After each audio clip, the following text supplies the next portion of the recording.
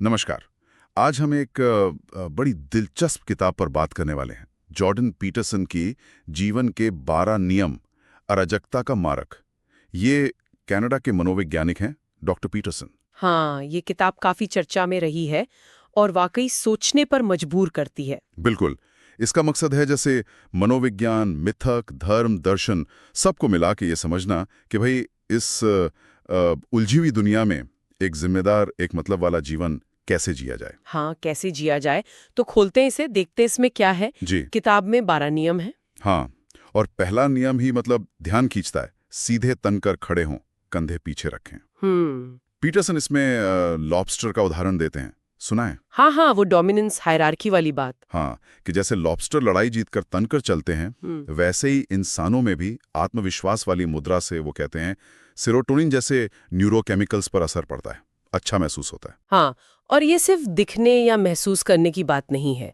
Peterson का तर्क है कि इस तरह खड़ा होना असल में दुनिया की मुश्किलों और जिम्मेदारियों का सामना करने की तैयारी है। अच्छा। हाँ, ये एक तरह से दिमागी और शारीरिक मजबूती दिखाने का तरीका है, खुद को भी और बाहर की दुनिया को भी। जैसे आप कह रहे हो कि हाँ, मैं तैयार हूँ। तो ये वो fake it till you make it जैसा नहीं है, मतलब उससे गहरा है। बिल्कुल, ये सचेत रूप से, कॉन्शियसली दुनिया की चुनौतियों को स्वीकार करना है। उसकी शुरुआत है ये पोस्चर। दिलचस्प। और इसी जिम्मेदारी वाली सोच को एक और नियम आगे बढ़ाता है, नियम 7। वो करे जो सार्थक हो, न कि जो सुविधाजनक हो। ओके, मतलब आसान रास्ता छोड़ो, मुश्किल लेकिन सही रास्ता चुनो, कुछ ऐसा। हाँ, बिल्कुल यही। पीटरसन कहते हैं कि जीवन में जो असली संतुष्टि है, जो मीनिंग है, वो आसान चीजों से या कह लें तुरंत मिलने वाली खुशी से नहीं आता। बड़ी जिम्मेदारियां उठाने से, मुश्किल लक्ष्यों को पाने से। सुविधा, वो कहते हैं, अक्सर झूठ और टाल मटोल की ओर ले जाती है। हाँ, प्रोक्रेस्टिनेशन। हाँ, और वो लंबे समय में और ज्यादा बड़ी अराजकता, मतलब और ज्यादा गड़बड़ी पैदा करती है। सार्थक काम, चाहे मुश्किल हो, जीवन को एक मजबूत नींव देता है। सही बात है। और ये सार्थक काम ढूंढना भी तो अपने आप में, खैर, इसी से जुड़ा एक और नियम है जो मुझे याद आ रहा है, नियम 9। मान ले कि जिस व्यक्ति को आप सुन रहे हैं वो कुछ ऐसा जान सकता है जो आप नहीं जानते। हाँ, ये सुनने में बड़ा सीधा लगता है ना? हाँ, लगता तो है, पर इसका मतलब गहरा है। ये सिर्फ विनम्रता या पोलाइटनेस की बात नहीं है। पीटरसन इसे सच तक पहुंचने और सीखने का, मतलब लर्निंग का एक तरीका मानते हैं। अच्छा, कैसे? देखिए, अगर हम पहले से ही मान लें कि हम सब जानते हैं, तो हम नई जानकारी या अलग नजरिए के लिए दरवाजे बंद कर देते हैं ना? हाँ, ये तो है। ध्यान से सुनना, सच में सुनना, हमें अपनी गलतियों को समझने और दूसरों के अनुभवों से सीखने में मदद करता है। इससे हमारी अपनी समझ की जो अराजकता है, जो कंफ्यूजन है, वो कम होती है। मतलब बातचीत सिर्फ अपनी बात रखने के लिए नहीं, बल्कि सच में कुछ जानने के लिए करनी चाहिए। ये तो आजकल के माहौल में, खासकर सोशल मीडिया वगैरह में, बहुत जरूरी लगता है। बिल्कुल जरूरी है। अच्छा, किताब में एक नियम बड़ा प्यारा सा है, नियम 12। रास्ते में बिल्ली मिले तो उसे सहलाएं। इसका क्या मतलब हो सकता है? मतलब बिल्ली ही क्यों? हाँ हाँ, ये नियम जीवन की जो अनिवार्य कठिनाइयां हैं, जो दुख है, उसको स्वीकार करने की बात करता है। पीटरसन कहते हैं जीवन मुश्किल है, इसमें पीड़ा है, ये जीवन की अराजकता का हिस्सा है, इसे नकारा नहीं जा सकता।